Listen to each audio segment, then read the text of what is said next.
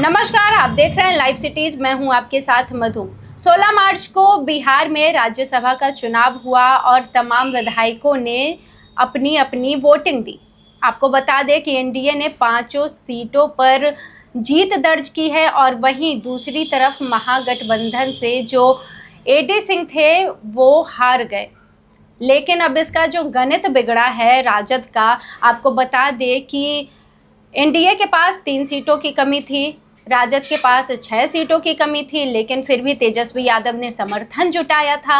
N मौके पर उनके 4 विधायक नहीं आए और कैसे एनडीए जीत गए। आगे इसी में हम चर्चा ये भी करेंगे कि एडी सिंह जब हार गए तो एनडीए ने आखिर ऐसा क्या दांव खेला कि एडी सिंह हार गए। और बहुत लोगों के मन में ये सवाल भी है, लोग पूछ रहे हैं, जनता जानना चाह रही है। तो इस मुद्दे को लेकर हम बातचीत करते हैं। हमारे साथ बातचीत के लिए मौजूद हैं बिहार के जाने माने वरिष्ठ पत्रकार अरुण कुमार पांडे सर, आपका बहुत बहुत स्वागत। धन्यवाद आपको भी। सर, जैसा कि हमने अभी चर्चा किया, राज्यसभा का चुनाव हुआ, 5 सीटें पर एनडीए ने अपनी जीत दर्ज की। पहले से ही सब कह रहे थे कि हमारी जीत 100% तक फिक्स है। लेकिन ये बताइए सर कि आखिर राजद और महागठबंधन में क्या क्या खिचड़ी पकी, कैसे क्या हुआ, कैसे हार गए, इस पर देखिए, राज्यसभा की पूरे देश भर में 37 सीटों के लिए 16 मार्च को चुनाव होना था जी। इन चुनाव के पहले ही 26 उम्मीदवार, मतलब 26 सीटों के लिए कैंडिडेट डिफरेंट राज्यों में जी सब निर्विरोध चुन लिए गए। तो वहाँ मतदान नहीं हुआ। लेकिन उड़ीसा, हरियाणा और बिहार, ये 3 स्टेट ऐसे थे जहाँ की चुनाव जरूरी हो गया, इसलिए कि सीट जितनी थी उससे कैंडिडेट ज़्यादा हो गया। हाँ, जैसे अभी हरियाणा में 2 सीट के लिए चुनाव हुआ तो एक कांग्रेस और एक वहाँ बीजेपी जीती। और उड़ीसा में 4 सीट के लिए चुनाव हुआ तो वहाँ 3 एनडीए जीत लिया, 3 मैंने बीजेपी जीती और एक वहाँ बीजेडी ने जीत लिया जी। लेकिन बिहार में और सब जगह कुछ न कुछ जिसको कहते हैं जो बिहार में हुआ है वो हरियाणा में भी और उड़ीसा में भी देखने को मिला जी। वो देखने को मिला मतलब क्रॉस वोटिंग हुई। बिहार में जो आपने बात की कि 5 सीटों के लिए चुनाव होने थे, 6 कैंडिडेट हो गए तो वोटिंग हुई। और चुनाव के पहले, युद्ध के पहले तो हर पक्ष कहता है कि जीत हमारी होगी, युद्ध हम जीतेंगे। तो दावे प्रतिदावे हो रहे थे। एनडीए का कहना था कि हम सब 5 सीट जीतेंगे। और इस चुनाव में एक बड़ा बदलाव आया, खासकर एआईएम और बसपा, ये दोनों महागठबंधन के पार्ट नहीं हैं, अलग हैं। एआईएम ने एक राजनीतिक करवट ली और सपोर्ट किया कि भाई हम राजद के कैंडिडेट को सपोर्ट करेंगे। तो एआईएम के 5 विधायक थे, वो सभी 5 विधायकों ने सपोर्ट किया भी जी। और बसपा के एक विधायक, वो भी महागठबंधन ने वो भी कहा भी कि हमने भाजपा विरोधी जो हमारी राजनीति होती है तो हम भी धर्मनिरपेक्ष ताकत को मजबूत करने के लिए राजद को साथ देंगे। तो बसपा का भी मिल गया। तो 6 वोट जो महागठबंधन को नहीं मिलना था वो तो मिल गया जी। लेकिन महागठबंधन की अपनी ही आधार की शक्ति दी थी कि कांग्रेस के 3 विधायक वोट देने नहीं आए और राजद का भी 4 जो उनके अपेक्षित थे, यदि ये वोट पड़ता तो 41 वोट आ जाते और एडी सिंह की जीत हो जाती जी। तो इसमें कहीं ना कहीं धोखा खा गए तेजस्वी। जो खेल हो गया और खेल हो गया कि भाई चाहे वो जिस कारण से हो, जैसी भी परिस्थिति बनी हो। विधायकों ने क्या पहले से मन बना कर रखा था कि एन मौके पर जब वोटिंग देनी होगी तो पलट जाएंगे? देखिए, जिन विधायकों ने वोट नहीं दिया, वोट देने ही नहीं आए, तो स्वाभाविक हो तो कोई अचानक रातों रात होता नहीं। कारण उसके जो हो कि कोई लोभ था, प्रलोभन था, राजनीतिक परिस्थिति थी, दबाव था, जो भी कोई कारण रहा। तो कहा तो जाता है कि इस चुनाव में पैसे का खेल होता है। तो अब मेरे पास तो कोई साक्ष्य नहीं है, लेकिन खेल तो होता ही है, कोई ना कोई खेल ही की वजह से होता है कि अपनी दलीय निष्ठा, प्रतिष्ठा और नेतृत्व के विरुद्ध जा करके कोई इस तरह से, जिसको कांग्रेस के 6 विधायक हैं उसमें 3 विधायक गायब हुए, कांग्रेस की फजीयत हुई जी। कांग्रेस के नेतृत्व को भी कहीं ना कहीं हंसाई हुई। और राजद, जिसके विपक्ष के नेता हैं तेजस्वी यादव, वो भी अपने दल के एक विधायक को नहीं समेट पाए, वो भी अनुपस्थिति रहे। तो कुल मिला जुला कर जो रिजल्ट आया उसमें चीफ मिनिस्टर को नीतीश कुमार जो कैंडिडेट थे जदयू के और भाजपा के राष्ट्रीय अध्यक्ष नितिन नवीन को 44 वोट आया जी। 3 अधिक वोट मिले हैं दोनों। हाँ, और फिर उसी तरह से दो कैंडिडेट उपेंद्र कुशवाहा को और रामनाथ ठाकुर को 42 वोट एक मिले। वोट जी तो 202 ही वोट मिलने थे। जी इंडिया के पास 202 वोट था। जी। अब बाकी 30 वोट बच गए, वो सीवेश राम जो 5वां कैंडिडेट थे तो उनको जी। मिला, और वहीं एडी सिंह को 37 वोट मिला। तो जो आपका सवाल था जी कि प्रथम वरीयता का वोट जिसको 37 मिला वो हार गया, जो 30 वाला जीत कैसे गया, ये हम चाहेंगे कि लाइव सिटीज के व्यूअर्स को भी ये बहुत मामूली बात है, लेकिन सबकी जानकारी में नहीं होती है। ये चर्चा हो रही है कि आखिर कैसे। कल भी गिनती के दौरान किसी ने शिकायत कर दी, तो तेजस्वी दौरे आए थे कि कहीं उसमें धांधली हो रही है क्या। देखिए सीधा गणित है, 243 का हाउस है असेंबली में, एक वोट की कीमत है 100। एक वोट की कीमत हाँ, 100। तो जरूरत कितना था? 4 कैंडिडेट हट गए। मैंने कल आपसे चर्चा पहले भी की थी कि देखिए वोट की गिनती जो होती है ना, कि किसको कितना जरूरत है, पोल्ड वैलिड वोट का होता है।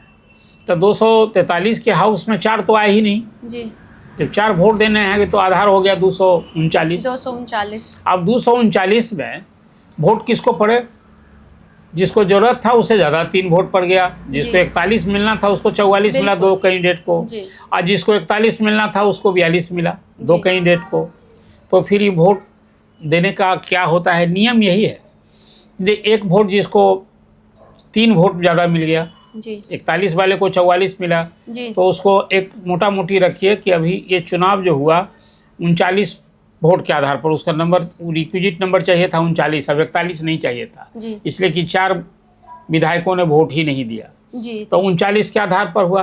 तो जिसको 39 चाहिए था उसको एक को मिल गया 44, 39 पॉइंट कुछ चाहिए था तो उसको मिल गया 44। तो उसको आप चाहिए कि 400 वोट अतिरिक्त हो गया, तो जो 44 था उसको 400 वोट मतलब 800 हो गया। और इधर फिर जिसको 39 मिलना था उसको 42 मिल गया, तो मोटा मोटी रखे 200 वोट उसको भी ज़्यादा मिल गया। नियम कहता है कि ये जो सभी लोग सेकेंड प्रेफरेंस के वोट थे, सेकेंड प्रेफरेंस, हाँ, तो सेकेंड प्रेफरेंस के वोट जो एनडीए ने अपनी रणनीति के तहत सभी उसके वोटर्स जो विधायक थे सबको सेकेंड प्रेफरेंस 5वां कैंडिडेट को दिलाया था। ओके, तो 5वां कैंडिडेट को दिलाया था। 5वां कैंडिडेट को 30 माने 300 वोट तो उसके पास था ही जी।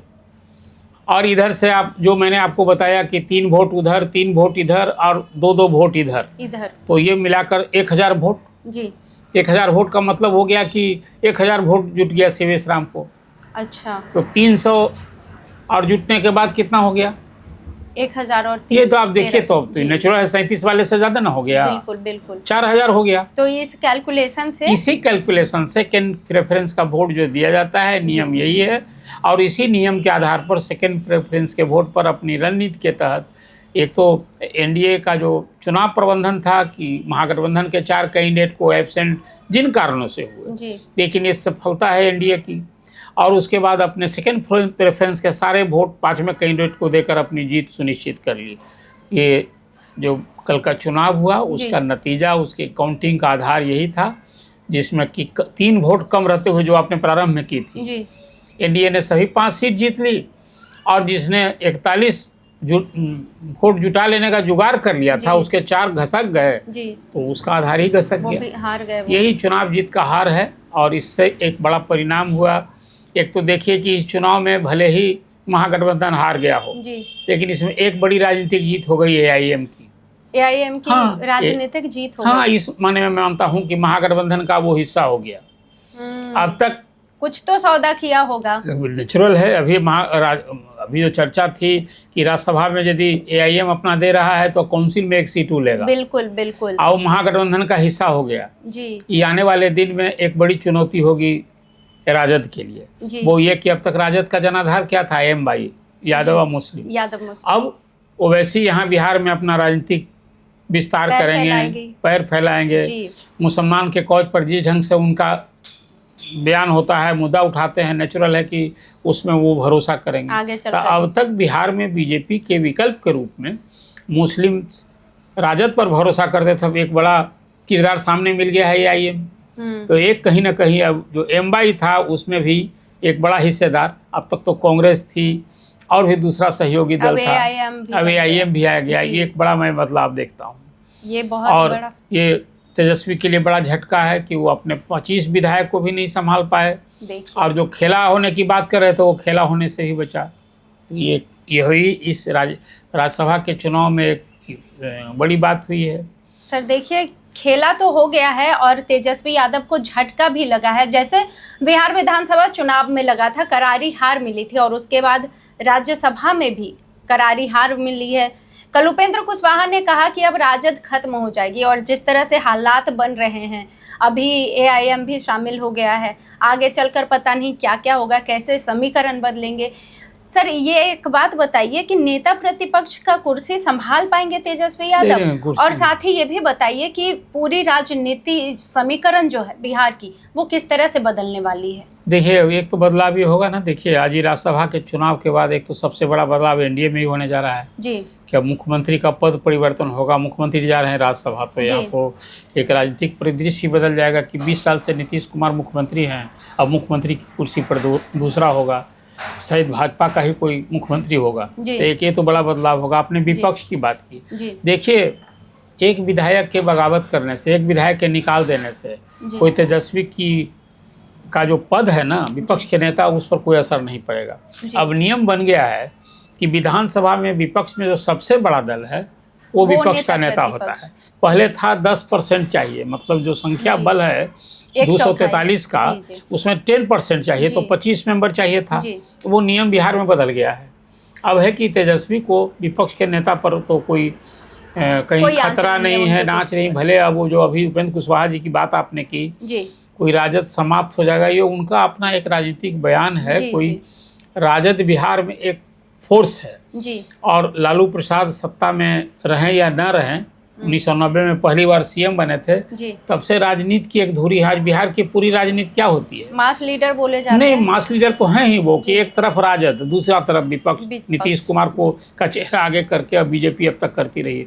अब बीजेपी का भी नया चेहरा होगा तो विपक्ष तो वही होगा जी। राजद हो, फिर राजद खत्म कैसे हो जाएगा। जो लोग ये अकलन दावा कर रहे हैं या बात कर रहे हैं, वो उनके कहने भर की बात है। इस तरह के बयान में इसका कोई आधार औचित्य नहीं है, ये बात तो जानी चाहिए। अभी इसी चुनाव में, असेंबली चुनाव में, सीटें भले राजद को कम आई, लेकिन वोट कोई कम आया है क्या जी? 1 करोड़, लगभग 2 करोड़ वोट मिले हैं राजद को। इसलिए राजद का ही, हाँ, ये तेजस्वी के लिए चुनौती है। तेजस्वी आपको अपना फिर एक अपना पीपुल्स कनेक्ट बढ़ाना और अपनी जो अभी उनकी कार्यशैली है, होना पड़ेगा, हाँ, बदलाव लाना पड़ेगा जी। अभी वो पार्ट टाइम राजनीति से नहीं चलने वाला है। बिहार में बड़ी चुनौती है विपक्ष के लिए भी, जी।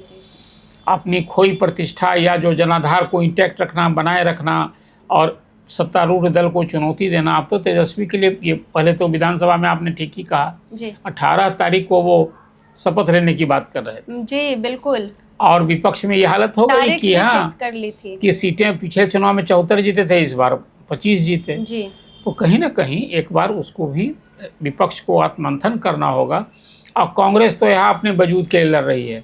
ये चुनाव के बाद ही हो रहा था कि कांग्रेस में टूट होगी, बिखराव होगा, 4 विधायक अलग हैं। अभी तो इस चुनाव में सिद्ध हो गया, 4 विधायक टूटने वाले थे, तो 3 ही ने बगावत दिखाया है। अभी आगे देखिए तो क्या होता है। फिलहाल बिहार की राजनीति बहुत दिलचस्प चल रही है। तमाम बातें आपने सुनी, कैसे एडी सिंह को ज़्यादा वोटिंग मिली राज्यसभा में, लेकिन फिर भी एनडीए के जो उम्मीदवार थे वो जीत गए, और तेजस्वी यादव की कुर्सी जाएगी या रहेगी। तमाम बातें आपने सुनी है। ऐसी और भी वीडियोस हम आपके लिए लाते रहेंगे। आपका बहुत बहुत धन्यवाद सर, हमारे साथ जुड़ने के लिए। आप भी जुड़े रहिए हमारे साथ बाकी खबरों के लिए। वीडियो देखने के लिए आपका धन्यवाद।